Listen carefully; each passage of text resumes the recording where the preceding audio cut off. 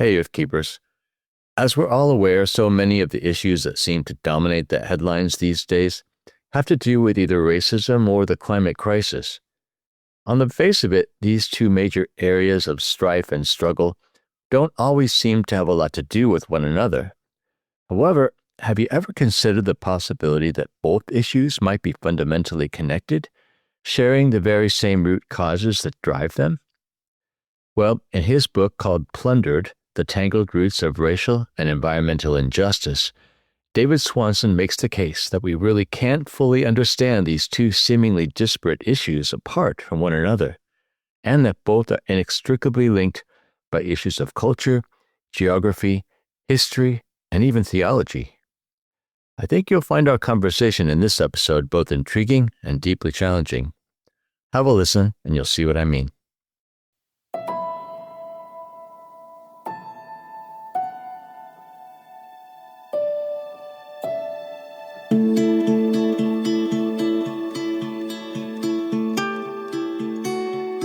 Welcome to the Earth Keepers podcast. This podcast is for people who seek new and better ways to love and care for the earth. It's a podcast for anyone who is deeply concerned about the harm being done to the environment on a local and global level. It's a podcast that builds community and connection between people of like heart and mind, people who believe that earth care should be integrated into every aspect of life, and for many in the Earth Keepers community, that includes our spiritual lives. Welcome, friends, to the Earth Keepers podcast. David, thanks for being on the podcast. The focus of our time today is going to be on your recent book called Plundered, The Tangled Roots of Racial and Environmental Injustice. However, I really want to first take time for our listeners to get to know you and get to know your place, because your present situation, I think, has everything to do with what you write about in the book. In fact, the book is permeated from beginning to end with stories of your beautiful community. So maybe give us a sense of where you live and who you share your life with. Yeah, thank you, Forrest, for having me. I've appreciated the podcast from a distance for a while now, and the way that you facilitate these conversations. So it's fun to get to be talking with you today. My family have lived in our neighborhood for about 16 years now. We're on the south side of Chicago. We live in a neighborhood called Hyde Park, which is just about a mile south of the neighborhood where our church is located, called Bronzeville. And so we've been residents of the south side now for, going on 16 years. I was telling my wife a few days ago that this year will be the 13th year I've walked one of our sons to our local elementary school back and forth each day. And that's been a huge gift. I am a missionary kid, which means I grew up in different places and moving quite a bit and never really quite having a sense of what home was and what we meant when we talked about home. And so to have had the opportunity now to make a home in a particular place has been a genuinely formational gift for me. The South Side in our neighborhood has a lot of history that's been written about it, which has given me access as a relative newcomer to learning about my place and who was here before and the forces that have shaped my place to look like what it does today.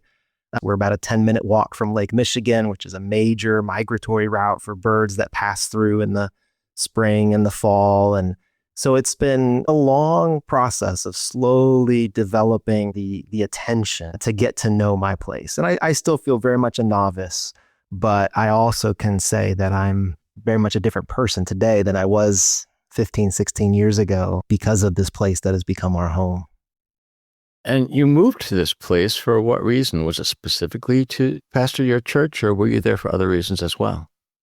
Yeah, so my wife and I had lived in the suburbs of Chicago for about 8 years, first for school and then for church ministry, and then were invited by a church in the city to join them. So we moved into Chicago to the north side of the city back in 2008 or 9.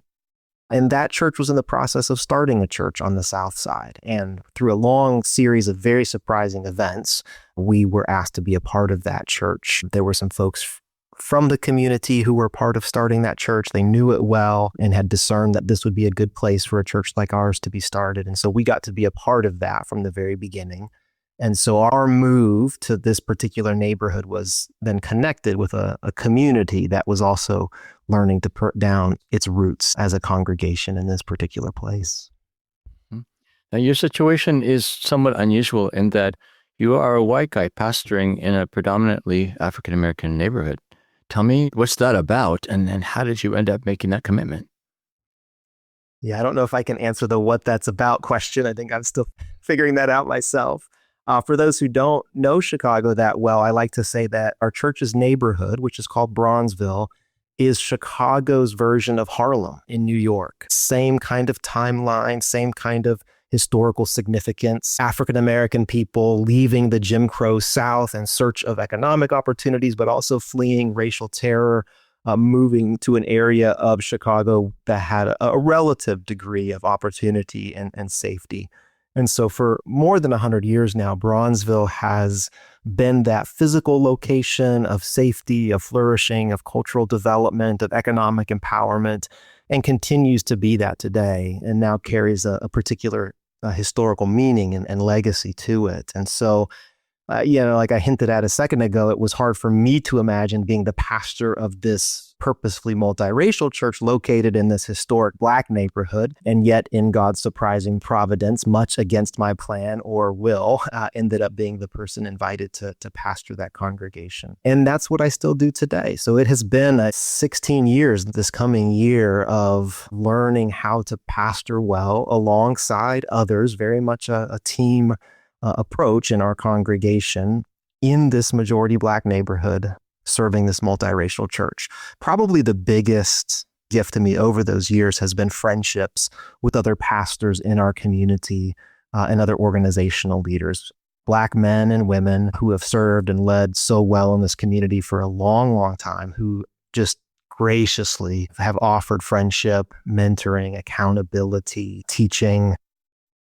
Much of what our church does today was all suggested to us by these friends and ministry partners. And so friendship has become a really important word for me over these years. It's really impossible for me to imagine being a pastor in our community without the friends that we have developed over this time. And certainly my life is just way better and way more interesting because of the presence of these very thoughtful Christian leaders who have invited me into a tradition that was not my own, invited me into a memory that was not my own, given me access to testimonies and the ways of living faithfully in a community that, frankly, I just had not experienced myself. And so to be a part of that now for these years has been such an incredible gift and very formational for our church. Well, I love that you are putting such value on a relationship. I'm by training an ethnographer, so I study culture and help people to listen deeply to place. And really, relationship is the key. You simply cannot know a people or a place unless you practice vulnerability to relationship and unless you take the time to make relationship, right? And I think that's why one of the cases you make in the book is that we need to stay in place long enough to get to know people and place. So yeah, I really resonate with what you're saying. Forrest, what is long enough? I wrestle with that personally, just with my own life, kind of thinking, is there ever a point where I'm not mostly a learner? And certainly I haven't arrived there yet, but I've wondered, even thinking generationally, how long does it take to really come to know a place? Yeah, I think that we're trained that we can go in and get out and get the information we need. And honestly, in some ways, that's one of the failings of my field of ethnography is that people can be extractive in terms of how they go about learning about a place and don't actually take the time. So I think the longer you spend, the more authentic and true information you're going to get about a place. But your question does speak to this temporary short-term mentality that so many of us, at least in Western culture, have grown up with. And it's just almost unimaginable to think about living into a place for multiple years, if not the rest of our lives. Yeah, I think that's right. I think that's exactly right. And I know for me, there did come this moment early on where I felt that I needed to relinquish any vision for my future that did not include this place, which isn't to say that we can't get surprised. It's not to say that God can't upend our imaginations and expectations, but I needed to release all of that. I needed to assume that I would be buried in the ground that I was walking on, in the community that I was coming to know. And something about that boundedness, that limitedness, again, I'm just speaking personally, started to open up possibilities and creativity. And I would say even some knowledge and wisdom that I don't know that I would have encountered had I always had my eye on the horizon of what might be next. Well, I have to say that one of the costs of knowing a place and belonging to places that it hurts to leave a place. And I listen to you talk, I read your stories in your book, and I feel achy much of the time because I miss Chicago so much, because that was home for me for 14 years. I went to school there on the north side, but eventually stayed in order to work with the homeless on the near west side by Greektown. So I really miss Chicago a lot. In fact, I would say that reading your book this summer has motivated me to get back there. So I'm taking my daughter in September to go see the city and attend my best friend's son's wedding. Well, the podcast focuses mostly on issues of creation care and environmental justice. As you probably know, we can never speak honestly about environmental justice without facing issues of social justice as well. And of course, we do that in the podcast. So that said, what struck me most powerfully in your writing is your pretty disruptive contention that the two great crises that we face in the world today, or two of them, are deeply interconnected. Systemic racism and environmental destruction, you contend, are sharing root causes. And I would say this is a pretty profound equivalence you're putting out there. And frankly, I'm urging people to get and read this book, because you're careful and gracious in your efforts to lead your readers into the understanding of a hard, powerful truth. Though I think people really do need to read the case that you make. Is it possible for you at least to give people the essence of your argument?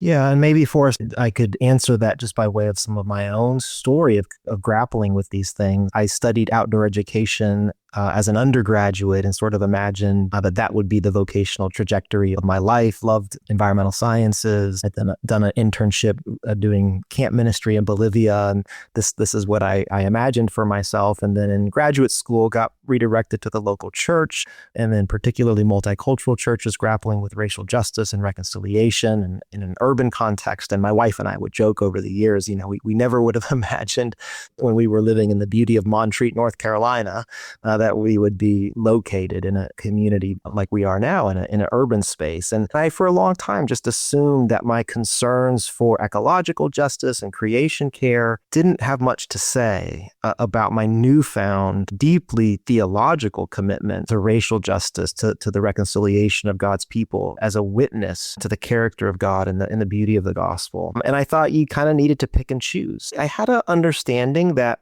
behind ecological devastation lay, to use Christian language, the sin of greed, of needing to always take more and take more and take more and take more, building barns and bigger barns and bigger barns, despite the ecological costs. But like many, I think when it came to racial injustice, I tended to think about personal animosity or animosity between groups as the animating reality. This group doesn't like this group, or this group has been located on this place on the racial hierarchy, and so on. And it was only later that I slowly woke up to the similar animating greed behind systemic racism, that historically, before there is ever something called race, before we think in racial categories like we do today, there was the colonialist project. There was the extractive project of kidnapping and enslaving people and enforcing from them labor for the accumulation of someone else's wealth. And that the thing that we think about as race now was developed as a justification to explain why this was okay. Well, we can kidnap these people because they are here on the hierarchy and we are here. They are inferior in ways and we are superior in ways. So as I started to wake up to that, to say, well, actually, there's greed behind this as well. There is a material reality behind the system of race in this very similar way that we have behind ecological devastation.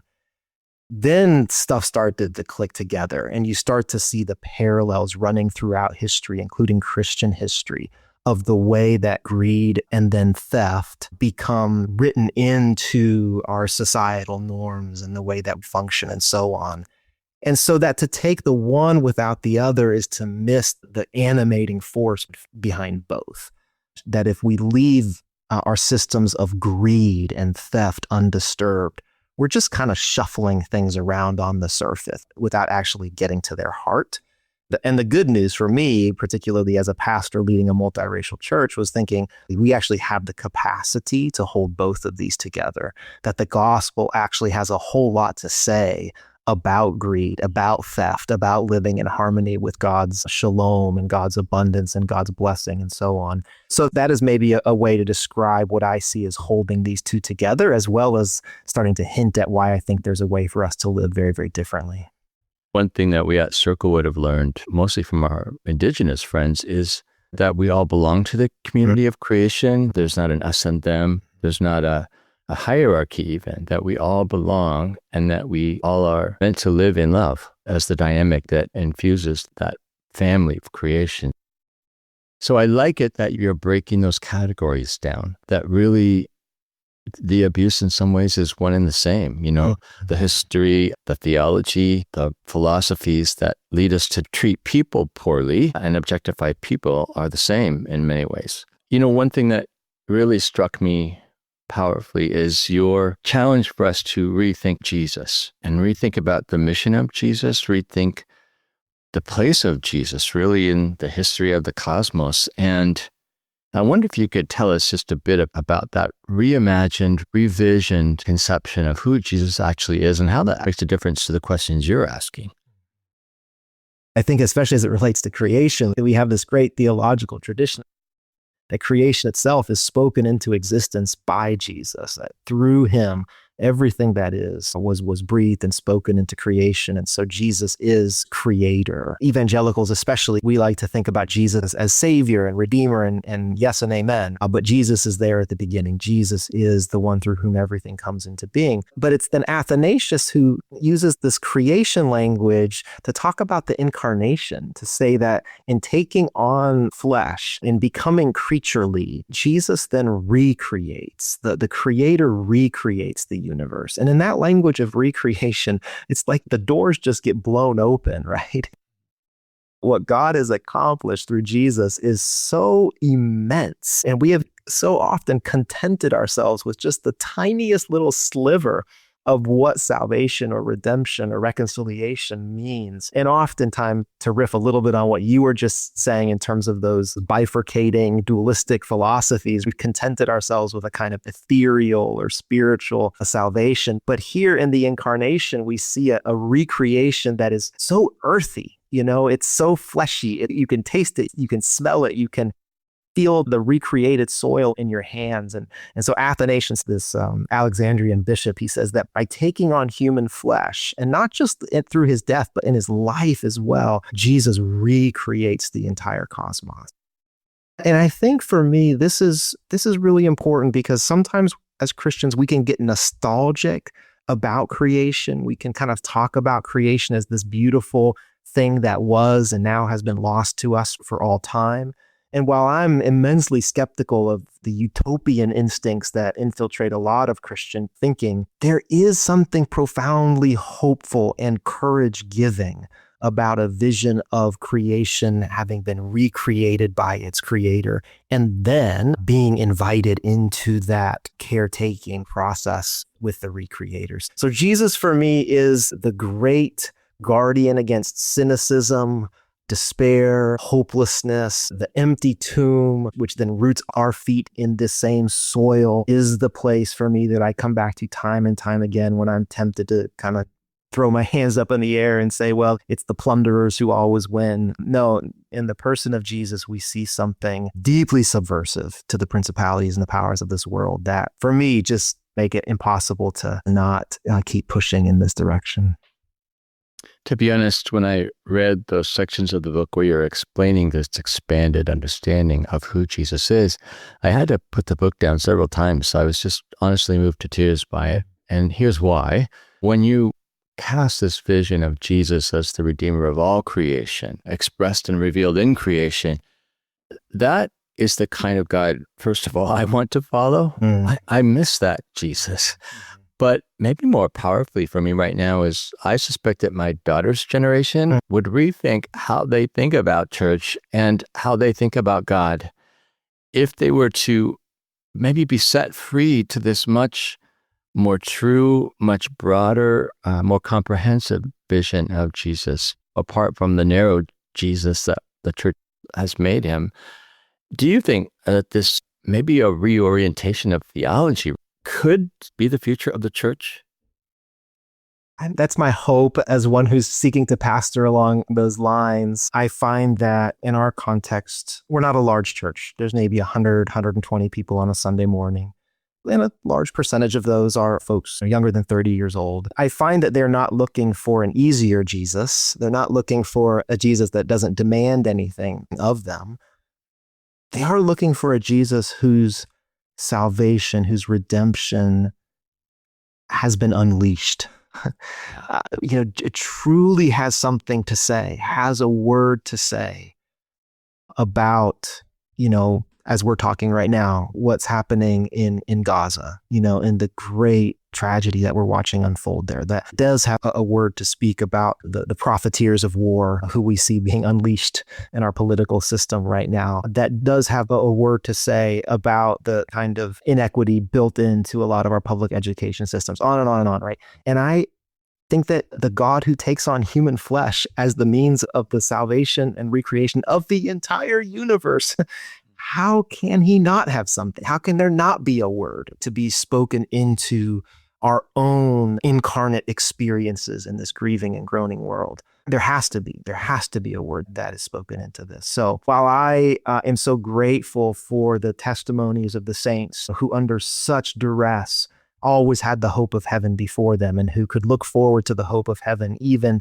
under the most dire of circumstances. Our church is rooted in a neighborhood that has those kinds of testimonies. I am also grateful for the ways those Christians, those churches built hospitals and built homes for senior citizens who would have been overlooked otherwise, who elected the first Black public servants to public office to work on behalf of their community members, right? They held together this universal vision of who Jesus was and what Jesus had accomplished in a way that I think we're desperate for today. Yeah. So I want to focus on a term that you used, naturalized, Yes. throughout the book. And it's a helpful way, I think, to describe the process of living into place, knowing it deeply over time, as we were referring to earlier, in essence, becoming from that place. So this idea of knowing and being in relationship to place is central really to this radically reimagined way of living that you're exhorting Christ followers to pursue.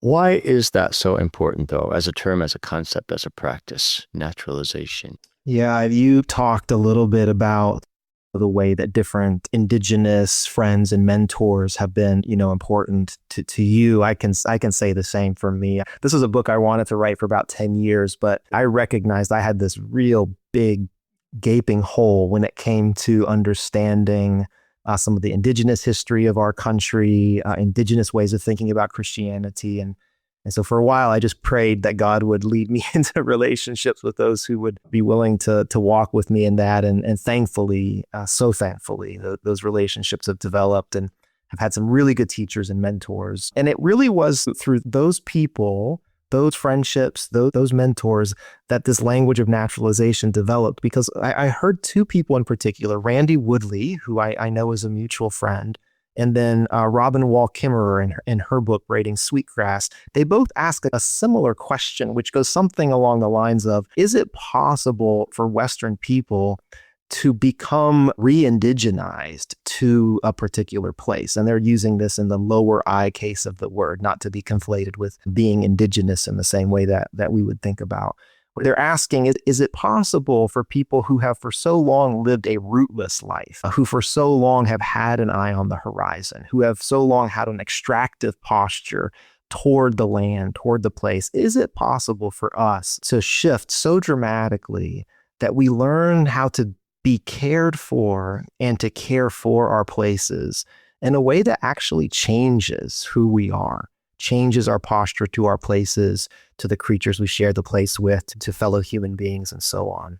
And so the language that Randy Woodley uses is the language of becoming naturalized to our places. And so I borrow that in this book as a way of saying, I actually think that it is possible.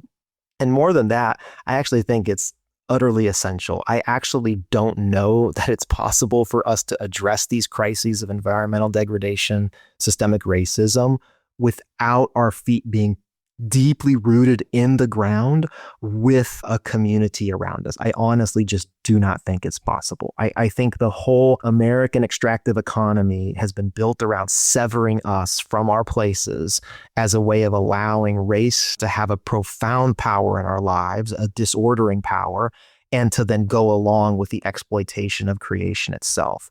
And until we become naturalized to our places in a particular community, we will continue to be vulnerable to that. So the vision is in one sense very radical, because I don't think it's what we've typically imagined as the good life as Western upwardly mobile people in this country. And I think it's actually pretty humble and pretty simple in that it's just inviting us to stay put in a way that is affectionate with our places, that is attentive to our places, that is deeply committed to nurturing relationships with others doing the same thing in our places. And my contention then is that as we collectively become naturalized to our particular places, we cannot help then but to undermine those systems that are so ravaging our world right now, because we will be living in such a counter direction to them as we are bringing harmony both to our own hearts and communities and to the places themselves.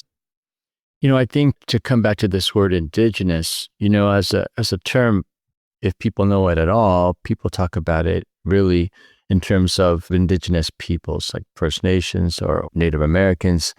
And sometimes the way the word indigenous is used doesn't leave a lot of room for this process of naturalization that you're talking about, right? It even, I think, maybe discourages or precludes the possibility of belonging if we think, all right, well, those were the first peoples, those are the indigenous peoples. I can never be that. I have to figure out my indigeneity from Scotland, right? Or from Africa, or depending on where our last sort of agrarian ancestors came from. But I like the way that you're opening this up. And I like the way that you're actually doing this in collaboration with Native teachers who are saying they also think this is possible. There is a way to belong to place without owning place, without claiming the capital I indigenous identity that actually rightfully belongs to First Peoples. So I'm wondering if we could comment on that. And do you think this tension that I'm describing is a tension that is driving people to want to belong to place? What is the hunger that you think is present behind this conversation of indigeneity? Again, I can speak personally. I did get in touch with my own ache around this probably about a decade ago. And it was mostly around racial identity in our context, really digging into the history of whiteness and the way that becoming white required the setting aside of ethnic and cultural particularities. My ancestors didn't come to this country as white people. They came as German people, as Swedish people, and then became white in this place by setting aside those particularities. And so, like you say, for many of us, there is this sense that, well, maybe I need to go backward. Maybe I need to try to get in touch with some of those roots. And helpfully, in our context, as I was sharing some of my own struggle and story with some leaders in our church, an African-American woman in our church, one of our leaders said, there's an echo here of my own story because I can only go back so far. And then, of course, you just can't go back any farther. There's so much that cannot be known because of the trauma, right, of the transatlantic slave trade. And then a second generation Korean American leader in our church said, it's a little easier for me to go back. I can talk to my parents about South Korea and the area we came from. He said, but it's not just that I came from Korea, that my family came from a very particular place in Korea with its own food tradition and own inside jokes and its own accented language and so on, right? Places get very particular. This man has married a Chinese American woman and they have 2 daughters. And, what will it mean for them to try to go back and reclaim this? And none of this is to say that knowing your heritage is a bad thing. It's not. There's so much beauty in that. But I think we've lived so long with this detachment from our place that few of us have actually considered what you're asking, which is what would it look like to learn to belong to this place? not out of anything other than just our own need to belong and to be healed in this, in this relationship with place. And then what might happen if we were to do that together? I do think, though many of us probably don't have language for it, I do think this is one of the shared aches of most people in this country. I think for most people, there is this deep longing to belong in a way that requires the materiality of place, that requires weather and soil and migration patterns and the creatures that share this place with us and the human neighbors that share this place with us. And I'm hopeful that we start to find the language for that, because then we can share that desire across some of the cultural lines of division that have separated us from each other. And something about sharing that ache, sharing that longing starts to open up some pretty beautiful possibilities, I think. How does the pursuit of that kind of belonging to place get expressed in your community, in your church, your neighborhood even? Yeah, I think it starts with finding the language to name it.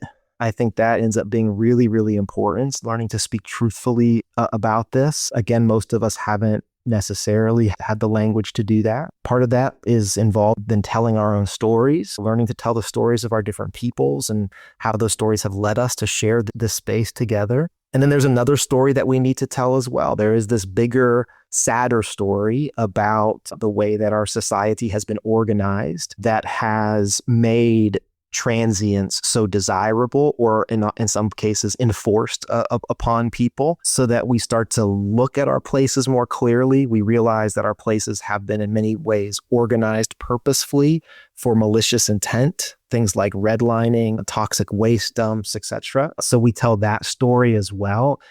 So we're finding ways to tell the truth in our stories and in the larger story that we inhabit.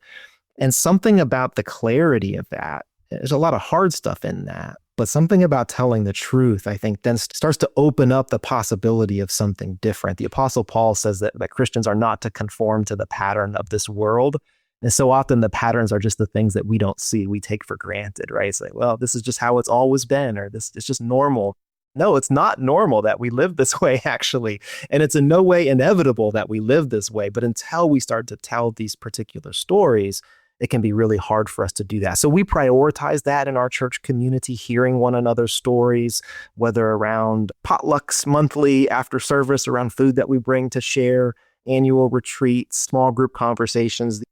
These stories end up being really, really important for us. And then there's just something about longevity too. There's something about having some folks who are a few steps ahead of you who can model what this might look like. I'm thinking about couples, families, single folks in our church who've made decisions to step off of the predictable conveyor belt of American life and to live in a different kind of way. And those small examples end up then becoming really powerful and helpful for those who are earlier on in that journey. Having someone a little bit farther along the road is helpful for all of us, I think. As I read your book, my mind kept going back to the work I've done, both counseling work and research among homeless folks in Chicago. And I appreciate your emphasis on the telling of story, because story is where those connections reside and how we communicate those connections to each other. I found, especially when I was doing research among the homeless, basically my question was, how do people make a way emotionally, psychologically, socially, when they live at the margins, when they don't have the normal infrastructure, the relationships that make up human society? How do they actually survive and thrive, or do they? And so many of the people who I thought were thriving at the margins there were people who loved to tell stories, and there were always stories of connection. Even though they were living in a homeless shelter, they still belonged to a place. They still had memories of family and history and traditions. For them, it almost became a matter of survival to tell those stories to each other. And I was honored that they would tell them to me as well. Yeah. But in a way, also witnessing the lives of the homeless men that I worked with, I think it really brought home to me the importance of belonging to place and what happens when that is taken away. When that's threatened and when you're displaced for various reasons. That's right. That's right. Yeah. And I mean, to that point, those men in your community in that story, they were exposed to the kind of raw reality of that sort of life. Others of us are a little bit more insulated from it, but I'm not sure we're any less impacted by it.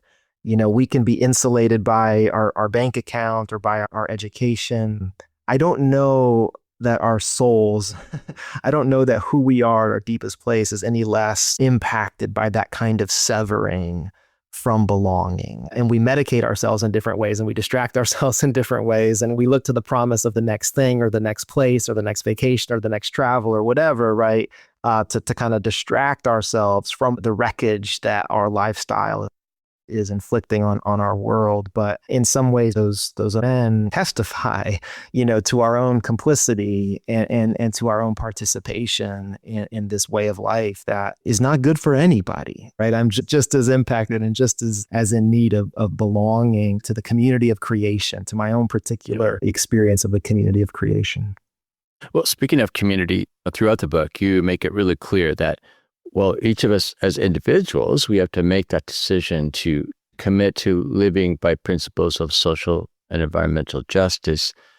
The work of restoration and resistance really must ultimately be lived out in what you call communities of caretakers. I love that phrase. Again and again, you said that we must pursue this new way of being in integral relationship with others. Why is that so important that we do this together and find ways to do this in community with one another? Yeah, it's funny writing this book. I kept thinking like, boy, my suggestions are going to sound so small in light of the scope of the tragedies we're dealing with here. I recognize that you do need individual transformation. You know, you do need hearts that are being changed and moved away from selfishness and greed and theft to something more expansive and loving. And on the other side, we do need systematic change. We do need institutional change. We do need political engagement. So we do need both those ends of the spectrum. But as a Christian person, I can't think about any of this without my place within the body of Christ. And the body of Christ is always expressed locally, in particular places, among particular people. And it's here that we are healed. It's here that we are put back together in our newfound relationship with land, with place, with the community of creation. We're not meant to do any of this on our own. And frankly, I just don't think that we can. And yet it is in these highly localized communities that we start to bear witness to another kind of possibility. The other thing is that there's not a way to franchise any of this. There's not a curriculum. There's not a one-size-fits-all. What it looks like on Camino Island or in Seattle is going to look different than what it looks like in Bronzeville, Hyde Park, the south side of Chicago. And that's a good thing because the places are different. What I've learned from people like Wendell Berry and others is that good agricultural practices listen to the place, and the place tells you what it needs to thrive and to flourish. And so I think it's the local communities that develop wisdom over time to be able to say, in this time and in this place, this is what flourishing looks like. This is how we will live into that together. This is what the place itself has told us is good and necessary and right for its flourishing. And so we will realign our lives in harmony with that. I don't know how you do that any other way aside from local communities learning to love their places. And of course, we have to think about this globally as well. I mean, you know, it's going to look very different in Bolivia, for example, or Istanbul for that matter. But it is super helpful to see how people are living it out wherever they are, because we can extrapolate from that, at least draw some principles of good practice. I'm wondering, when you think about your community in Bronzeville, what does it look like to be a community of caretakers? Can you tell us a story that illustrates for you and your place, your community, what that looks like? Yeah, I'll say two things. One has been our sort of consistent stumbling attempt to keep Sabbath as a congregation. I joke in the book that if I were to tell our church, hey, we're going to show up to this protest tomorrow and do a die-in the middle of the street, everybody would be all in. Yeah, let's do it. And then, hey, let's all try to keep Sabbath once a week and stop working and rest. And it's like, oh, no, now you're getting crazy. That's too radical. So I say it's a stumbling attempt, but we have continued to come back to trying to recognize that if we are not able to regularly cease our work, then all we're doing is toiling, which is a way of participating with a system of extraction.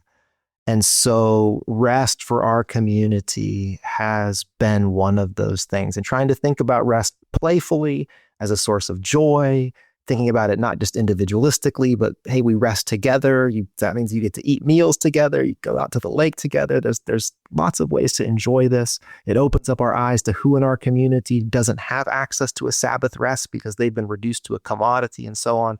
So Sabbath keeping has been really important for us. The other thing is being in an urban space, access to soil and to gardening is tough.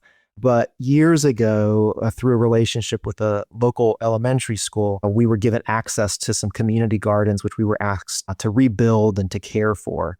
And so we've been doing that now for probably close to a decade. And we're kind of in that season right now. So there's volunteers who weed and water the gardens throughout the week. And then on Saturdays, volunteers come and harvest. And we partner with an organic farm in the suburbs that brings in some of their produce as well, and bag that up, and neighbors come and they help volunteer and hand out produce to whoever comes by and needs, some fresh produce. And it becomes the site for conversation, for storytelling, for relationships. I mean, Forrest, Chicago, how we all disappear inside for about 3 or 4 months out of the year. So it becomes a site of kind of family reunion in the springtime. Oh, we haven't seen you for 6 months. How are you doing? There's a high-rise senior citizen building right across the street from the elementary school. So a lot of senior citizens are there participating in that community and so on.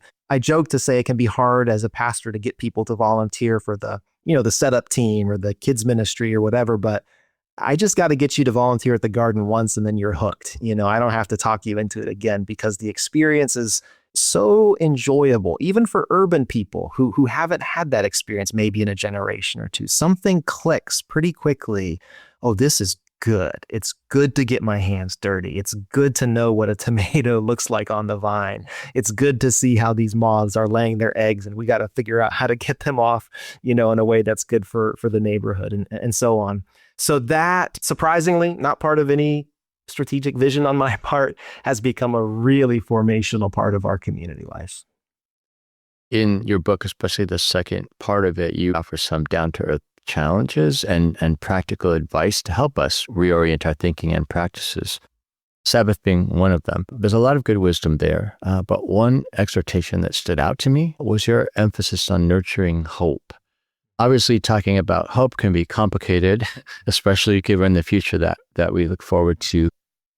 I was relieved, I'll say, that you aligned yourself in some ways with the way that Earth Keepers talks about hope when you wrote that what you mean by hope has nothing to do with wishful thinking, because I think for a lot of people that does. But what do you mean by hope, and what sort of hope might you encourage our listeners to nurture if it isn't that kind of idealistic, maybe unrealistic hope? Mm-hmm, mm-hmm.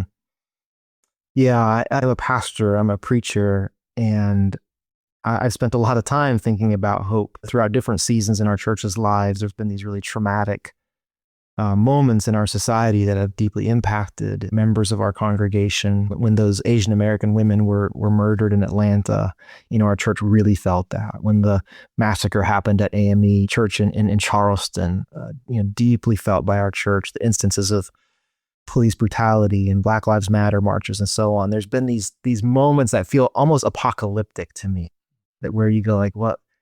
Same as it ever was, and why would we ever imagine something different? And then, of course, you introduce into that, the climate crisis and species loss and, soil erosion in our country and so on. It's just, man, it is apocalyptic. And I think that's not the wrong word. I think it's right to say a lot of what we're living through is apocalypse-like. As a Christian, one of the features of apocalypse is that it is revealing. And in Revelation, one of the things that is revealed is the presence of the suffering Christ among his people.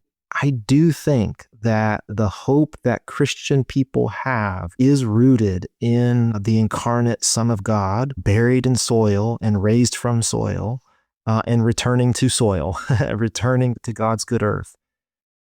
Which is to say that our hope has an eschatological edge. It has a breaking in from the future edge, which doesn't make it out of touch with reality.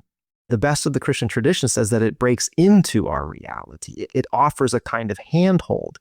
And this has been my formation in Black churches and in Black Christian community here in our neighborhood is to hear and to understand and to allow my imagination to be formed by a people who have held on to that kind of eschatological hope, not as pie in the sky or escapism, but as a way to reorient this present evil age, in Paul's language. Okay, so what are we going to build today? What garden will we plant today? What neighbor will we feed today? Because of that. So that's the sort of hope that I'm desperate for right now. It's a hope that breaks in.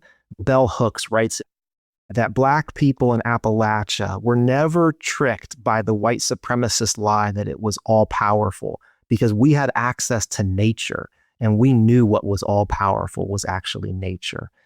That's something about the Christian kind of hope, that it breaks in through the systems of oppression and theft and corruption and says, no, this is not all there is. And because this is not all there is, there's a way for us to build in light of that reality today.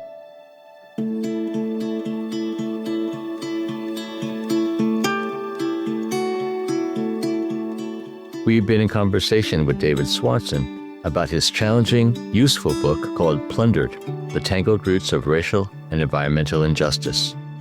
For more information about David and his work, please go to this episode's show notes. Earthkeepers Podcast is a production of Circlewood, an organization that encourages people to pursue a more ecologically conscious faith. Our executive producer is James Amadon, and our sound engineer is Dave Olvers. Jocelyn Gentry is our communications manager, and Forrest Reed and Levin Poltavsky are the composers of our original music. I am Forrest Tinsley, your podcast host, and I'm really grateful for the time you spent listening to this episode. If you would, help us expand our reach by following or subscribing to this podcast on your favorite listening platform. And be sure to go to our website to sign up for a podcast newsletter. If you know someone who would benefit from hearing this podcast conversation, it would be great if you could send them a link. In any case, I hope you'll join us again for our next episode of the Earthkeepers Podcast.